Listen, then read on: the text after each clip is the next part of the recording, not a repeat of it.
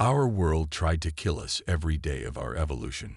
Storms that could level cities, predators that hunted us, diseases that ravaged our populations, gravity that crushed weaker species. Her voice remained measured, not threatening but matter-of-fact. We didn't just survive. We thrived. The room was silent as her words sank in. But our greatest achievement wasn't physical strength or technological innovation. It was learning that cooperation often achieves more than conflict. That restraint can be more powerful than aggression. Later that evening, in a small meeting room adjacent to the main chambers, representatives from the 5 most influential Confederation species met with Earth's delegation. This was where the real decisions would be made. President Min Song had traveled to attend this critical session. She sat across from the Vilrani Prime Leader, the 2 heads of state facing each other directly for the first time. "Why did you not retaliate with force?" the Vilrani leader asked bluntly. Ji shook her head. "We want understanding. True understanding. We want relations based on mutual respect, not exploitation." She motioned toward the door where her team waited with documents. "These are the Terra Accords, new principles for interspecies relations, not human dominance, real equality." The council leader's voice was subdued when he finally spoke. "And if we refuse?" Ji's expression remained calm. "Then you will have learned nothing from today's lesson, and we would find that disappointing." No one in the chamber missed the weight of that simple word. The Confederation Council chambers had never been so quiet. For 3 days, representatives from all member species had reviewed the evidence presented by Admiral Ji Choi, the attack on New Busan, the systematic exploitation of human goodwill, and most significantly, the precise and bloodless demonstration of Earth's true capabilities. On the 4th day, they reconvened to discuss the Terra Accords. Ambassador Binyu stood before them, calm and dignified. The document projected behind him represented a fundamental shift in interspecies relations. "The Terra Accords are not about human dominance," he explained. "They establish principles of genuine reciprocity and respect. What we've always sought." The Vilrani ambassador rose slowly. His species had been the primary architects of the anti-human policies. Now, they found themselves facing the consequences of their miscalculation. "We misunderstood restraint for weakness," he admitted. "A dangerous error when dealing with a Deathworld species." Across the galaxy, humans and aliens watched the proceedings. On New Busan colony, survivors gathered in community centers to witness this historic moment. Captain Hyunjong stood among them, no longer in uniform, but in civilian clothes, helping reconstruction efforts. A young colonist tugged at her sleeve. "Will they say sorry for what they did to us?" Hyun knelt down to meet the child's eyes. "This isn't just about apologies. It's about making sure it never happens again." Back in the council chambers, the Xendari representative spoke next. "These accords would require significant changes to established protocols. Some may find these adjustments challenging." Admiral Ji, still present as Earth's military representative, replied simply, "Change is often difficult, but necessary." She displayed an image of Earth, blue and beautiful against the darkness of space. Later, Bin transmitted an encrypted message to Earth. "The pattern is worsening. The Vilrani Xendari coalition blocks every proposal we make. 7 species now follow their lead against us." On Earth, President Song called Admiral Ji to her office. "Your assessment was correct. We've been patient, diplomatic, and accommodating. It has only encouraged further exploitation." "They've misinterpreted our restraint," Jai replied. "The Confederation species from easier worlds don't understand Deathworld evolution. They think we're being polite because we must, not because we choose to. How do we correct this misunderstanding without starting a conflict?" Ji's expression remained neutral. "I've developed contingency plans.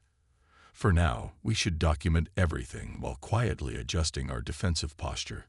Over the next weeks, humanity continued trying peaceful solutions while preparing for other possibilities. Earth ships began carrying enhanced sensors, officially for navigation assistance. Colony defenses were upgraded under the guise of infrastructure improvements. Military personnel were embedded within civilian exchange programs. The breaking point came during a routine supply mission to the frontier colonies. 3 Earth transport ships were surrounded by Vilrani vessels, which demanded special inspection fees. When the Earth captains refused, the Vilrani disabled their engines and boarded forcibly. As news reached Earth, Admiral G was already moving. Implementation Phase 1. She ordered her team. Gray protocols only. No casualties. And if they respond with force? Asked Lieutenant Sun. G's eyes were cold. Then they'll learn what happens when species from easy worlds push Deathworlders too far. President Song gave the official authorization hours later. Show restraint, Admiral, but make our position absolutely clear. Jay nodded. They've spent months exploiting our patience. It's time they discovered why we value peace. Not because we fear conflict, but because we know exactly how good we are at it. The emergency alert blared through Earth Command Headquarters at 300 hours. Admiral Ji Choi was already awake, studying reports when the call came. New Busan colony was under attack. Status report, she demanded, striding into the command center. Lieutenant Sun Kang pulled up the live feed, his face grim. Vilrani battleships opened fire on the Eastern Quadrant residential zone. No warning, no demands. The display showed burning buildings, smoke billowing into New Busan's night sky. Civilian emergency teams rushed to evacuate residents, but the destruction was extensive. Casualties? She asked, her voice steady despite the anger building inside her. 200 confirmed dead, mostly families. Sun's voice cracked slightly. They targeted the residential areas first. Admiral. Jai stared at the footage, her expression hardening. After months of diplomatic patience, trade exploitation, and boundary testing, the Vilrani had finally shown their true intentions. This wasn't a misunderstanding or cultural difference. This was a calculated attack on civilian targets. President Min Song arrived minutes later, still wearing casual clothes. She took one look at the screens and closed her eyes briefly. They believed we wouldn't respond forcefully, she said quietly. That's why they felt confident doing this. The Starship Horizon drifted silently in Earth orbit, its sleek hull reflecting the blue planet below. Inside the main conference room, Captain Jun Park straightened his uniform and took a deep breath. Today marked the 3rd official meeting with representatives from the Galactic Confederation, and tensions remained high despite the outward appearance of diplomacy. They're docking now, sir, reported Lieutenant Hannah Kim, her eyes fixed on the monitor. The alien delegation entered with their usual caution. The tallest among them, Ambassador Rao, moved with the deliberate slowness his species required in Earth's gravity. His pale blue skin seemed almost translucent under the conference room lights. Welcome back to Earth, Jun said with a practiced smile. We hope your accommodations are comfortable. Ambassador Rao made the gesturing equivalent of a smile. Most adequate, though we've adjusted the atmospheric scrubbers again. Your oxygen levels remain challenging. The humans exchanged quick glances. What was perfectly normal for them was apparently bordering on toxic for many Confederation species. We've prepared the trade proposals as requested, Jun continued, sliding a data tablet forward. Our scientists have also compiled data on Earth's biosphere that might help explain some of our physiological differences. Science Officer Hannah Kim activated the main display, showing Earth's evolutionary timeline. Our planet has higher gravity, more extreme weather patterns, and more varied predatory species than most Confederation worlds. It's why we've evolved as we have. The alien delegation shifted uncomfortably as images of Earth's natural disasters and predators flashed on screen. Hurricane winds that would tear their bodies apart. Predators with claws and teeth that would shred their softer forms. Even the microbes in Earth's soil would be deadly to most of them. Fascinating, said Rao, though his tone suggested horror rather than interest. This explains much about your robust physiology. June noticed the way the aliens flinched when he moved too quickly. They saw humans as something dangerous, creatures evolved on what they classified as a death world. After the delegation departed, Admiral Daly joined June in his office. "How did it go?" "They're scared of us," June replied, staring out the viewport. "They think Earth is a nightmare. And yet they're eager to establish relations," Da noted. "Yes, but there's something else." June pulled up the trade agreements. "Look at these terms. They're not balanced. The technology exchange heavily favors them." Day frowned. "They're testing us." In another part of the station, Commander Ji Choi was having a similar conversation with her intelligence team. "They misunderstand our nature," she explained, pulling up footage of the meeting. "They see our politeness as a weakness rather than a choice." "Should we correct them?" asked analyst Sun Kang. Ji shook her head. "Not yet. For now, we observe and document. The Admiral wants to maintain peaceful first contact protocols." Over the next weeks, the pattern continued. The Confederation representatives made small but constant demands. They requested changes to meeting spaces, claiming the light hurt their eyes or the temperature was uncomfortable. Trade discussions always seemed to end with humans giving more than they received. During the sixth meeting, Ambassador Rao casually mentioned military capabilities. "We understand your species has a history of internal conflicts." "How unfortunate. The Confederation has enjoyed peace for centuries." The implication was clear. Humans were seen as violent, primitive, dangerous yet technologically inferior. "The Confederation Security Council is already in emergency session," reported Communications Officer Hannah Kim. "The Vilrani representative claims it was a regrettable border skirmish caused by human mining operations in disputed territory." "That's a lie," Sun interjected. "New Busan has no mining operations. It's an agricultural and research colony." Ji nodded. "And it's 40 light years from any contested boundary." For 3 years, Earth had endured systematic exploitation.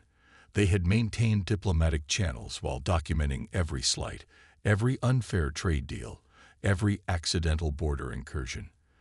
They had been patient, hoping the Confederation would recognize humanity's good faith efforts. That patience had cost 200 innocent lives. 6 hours later, Admiral Jai stood before Earth's United Council, presenting evidence that would change everything. "This wasn't an impulsive action or a misunderstanding," she explained, displaying intercepted communications. "The attack was authorized by Vilrani High Command 3 weeks ago. They specifically selected New Busan to test our response threshold." The council members sat in stunned silence as Ji continued. "For 3 years, we've documented systematic exploitation by several Confederation species, led by the Vilrani. They'd violated 47 treaties, blocked essential supplies during emergencies, and now directly attacked our civilians." President Song's voice was quiet but firm when she spoke. "Admiral, what is your recommendation?" Jay looked around the room, meeting each council member's eyes. "Implement the Enough Doctrine." The words hung in the air. The Enough Doctrine had been developed in secret over the past year. A comprehensive response plan if diplomatic methods failed. Not a declaration of war, but a clear demonstration of humanity's true capabilities. "The Confederation believes we're polite because we must be," Ji continued.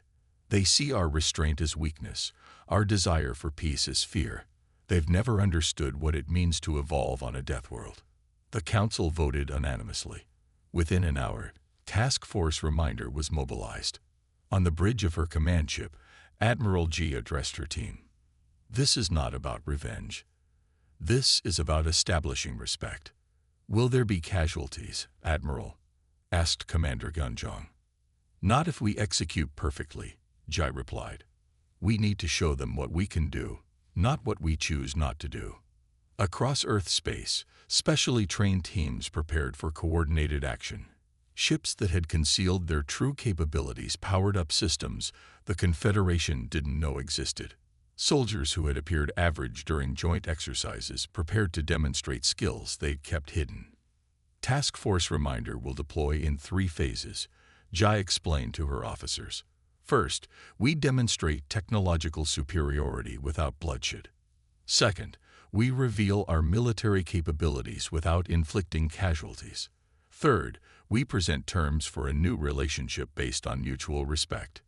Lieutenant Sun looked troubled. What if they respond with escalation, Admiral? Ji's expression was solemn. Then they learn why Deathworlders try so hard to avoid conflict. Because we understand better than anyone how destructive it can become. As the task force prepared to depart, President Song visited the command ship. She found Admiral Ji reviewing final preparations. 3 years of patience, the president said. Was it worth it? Ji nodded slowly. We gave peace every possible chance. Now they'll understand it wasn't because we couldn't fight.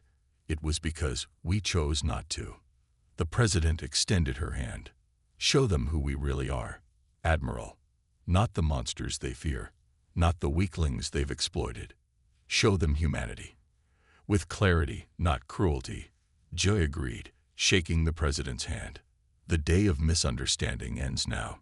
Captain Hyunjung's ship dropped out of hyperspace without a single alert triggering on Vilrani detection systems. One moment the space around their homeworld was clear. The next, the Earth vessel steadfast hung silently above their capital. We're in position, Admiral, Hyun reported to Ji Choi, her voice calm despite the historic nature of what they were about to do. Begin Phase 1, Jai ordered from the command center back on Earth. Inside the Vilrani High Command, alarms suddenly blared. Defense Minister Kell rushed to the main control room, where operators stared in confusion at their screens. What's happening? He demanded. Our defense grid is, sir, it's shutting down, the chief operator replied in disbelief. Section by section. We can't stop it. On the main screen, a human face appeared. Captain Hyunjung looked directly at them, her expression neutral. This is Captain Hyunjung of Earth Task Force Reminder. Your defense systems are temporarily under our control. We have not damaged them. We have merely shown you they exist at our mercy. Minister Kell's face darkened with rage. How dare you? This is an act of war. No, Hyun replied calmly. This is an act of clarity. Had we wanted war, you would not be alive to have this conversation. Across Confederation space, similar demonstrations occurred simultaneously. Lieutenant Wu Park led a squad of just 10 soldiers onto a Xendari military installation housing over 500 troops. Using technologies the humans had kept hidden, they moved through advanced security systems as if they didn't exist. Commander Jun Kim's engineering team accessed the supposedly unhackable defense systems on 6 different worlds. They didn't sabotage or destroy anything. They simply left evidence they had been there, changing display colors, rearranging icons, small harmless demonstrations of what they could have done. On the Vilrani homeworld, Minister Kell had assembled an emergency response team when a small package materialized directly inside the secure chamber. Weapons were instantly trained on it. Don't shoot, Han's voice cautioned from the video screen. It's just evidence. Inside the package, they found data drives containing records of every Vilrani violation of treaties with Earth, every altered agreement, every false claim. And most damning, the operational plans for the attack on New Busan colony, proving it had been a calculated test of human resolve, not a border dispute. 3 years we tried diplomacy, Hyun told them. 3 years we accepted your changed terms, your accidental border violations, your deliberate delays of critical supplies. We did this not from weakness, but from genuine desire for peaceful relations. The Vilrani leaders stared at the evidence in silence. Across the galaxy, the Confederation Council had been called to emergency session. Representatives from 24 species argued loudly until the doors opened and Admiral Ji Choi walked in unannounced. How did you get past security? Demanded the council leader.